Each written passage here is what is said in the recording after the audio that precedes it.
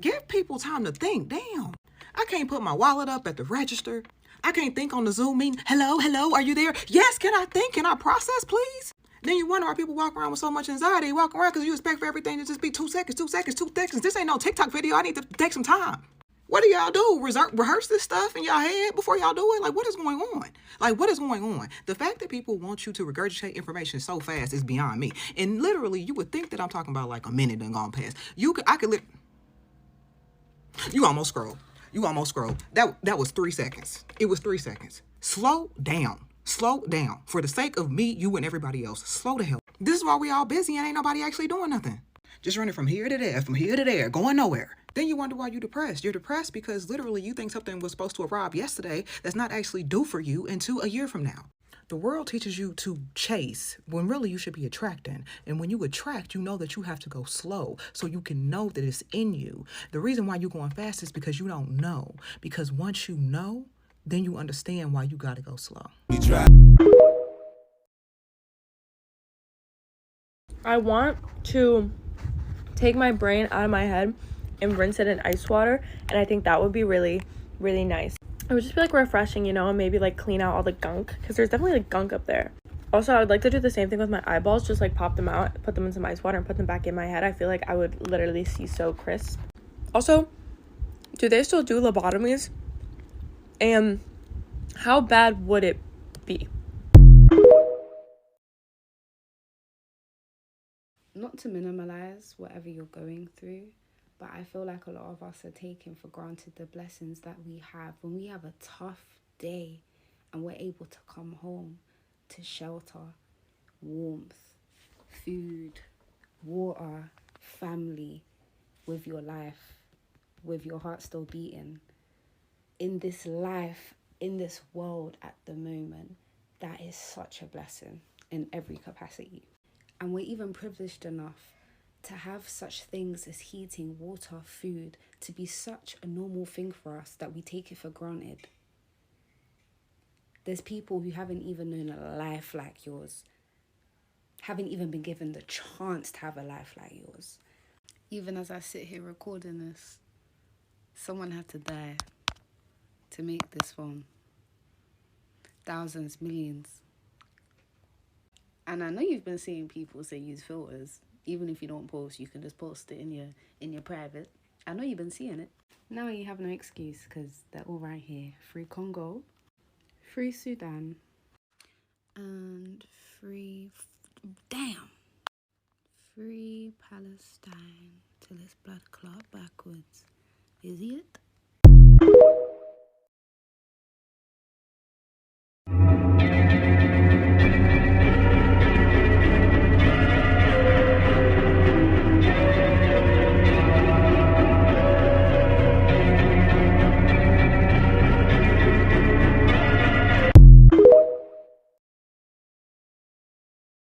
I'm gonna be honest, at this big age, I don't have the capacity for friends who don't hear from me in a long time and automatically get mad or get defensive. How about if you don't hear from me in a long time, you send me a voice note saying you miss me? How about if you don't hear me in a long time, you call me excited and give me updates on your life? Baby, I've been going through the mountains and shallows of Valley of Death, and you talking about I'm acting funny. I don't have time. I do not.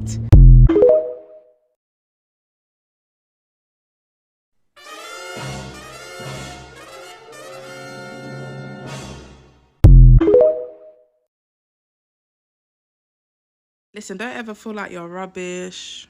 Don't ever feel like you're not important. You might not be important to human beings, but the fact that the motion detector detects that someone's walking past, that in itself should ring bells. Like, the fact that the automatic door is starting to open when you're about to enter a store, like, that should actually ring bells, because what? Your presence is literally known. And when you think about it like that, it's like, wow. There was a time in my life where I was just chronically way too aware of everything. And I know that sounds very counterintuitive based on everything I post, where it's like, be aware of this, be aware of this, be aware of this.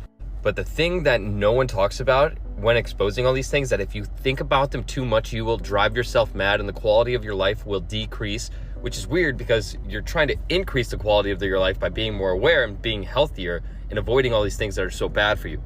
But the thing is that 98% of the population doesn't think the way you think. So you're gonna drive yourself fucking mad looking at all these people that you think are just like brain dead, because you're like, how do you not understand what's going on right now? Especially when it comes to food, you're like, oh my God, this has seed oils, this has sugar, oh my God, oh my God, oh my God. Water, you're like, oh my God, I can't even drink water. Oh my God, plastic, everything. You will literally drive yourself crazy, and the quality of your life will fall down the toilet. I went through this for like 8 months where I was just like, I overthought about everything, overanalyzed everything. And it came to the point where I just had to like chill out a little bit. I have to realize that I can be aware of all these things, but trying to avoid them and escape them is just, it's not possible right now. It's not. So if you're someone who's super over analytical, has to be perfect with everything that they touch and put into their body, dude, if you're aware of all these things, you're better off than a majority of the population. You know, a majority of the population doesn't even have a fucking clue. So relax a little bit. You're young. When someone makes me feel misunderstood, I don't want to explain myself to them.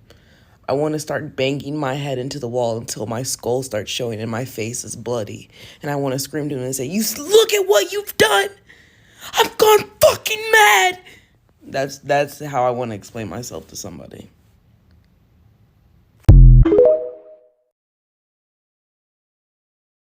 You guys do realize that in 25, 30 years, maybe even sooner, Hollywood is going to start making movies about Palestinians. They're going to start writing stories inspired by the Palestinian struggle to gain their liberation. They're going to have a superhero, and the superhero's villain origin story is going to be that they're from Gaza and that their entire family was killed due to the Israeli airstrikes, and that they witnessed their entire home and everyone and everything they love collapsing in front of them.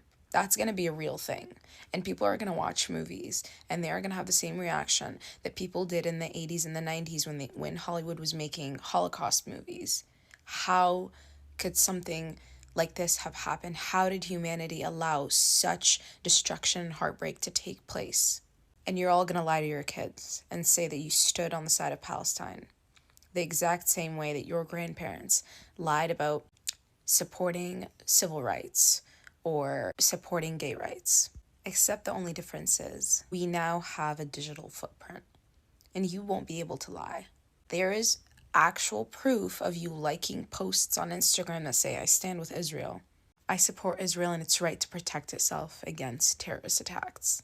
You won't be able to lie. You won't be able to get away with it. Oh, God. Oh! Fuck!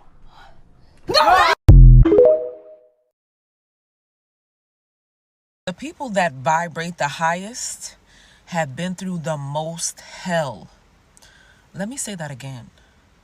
The people that are vibrating the highest energetically have been through the most hell. Like you, for example.